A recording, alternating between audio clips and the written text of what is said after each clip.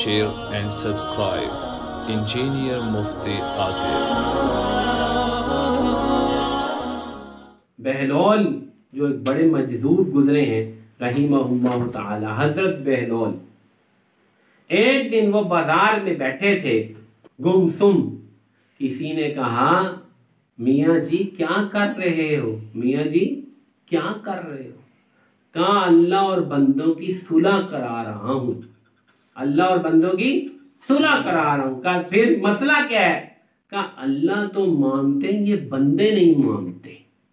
अल्लाह तो मानते हैं, ये बंदे नहीं मानते। ऐसा ही है ना, दुनिया की ज़ेबो ज़ीनत और चमक और दौड़, इसमें आज उसको अपने खालिक को पहचानने की फुर्सत नहीं है। कहता टाइम नहीं मेरे पास।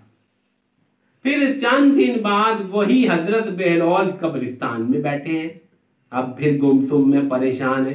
वो बंदा इधर से गुजर गया कुदरतन, कहने लगा, हजरत जी अब यहां बैठे क्या कर रहे हो? कहा, वही काम कर रहा हूं, अल्लाह और बंदों की सुलह कराने की कोशिश कर रहा हूं। कहा, अब? कहते हैं, अब बंदे मिन्नतें कर रहे हैं, अल्लाह नहीं मानते। अब अल्लाह नहीं मानते।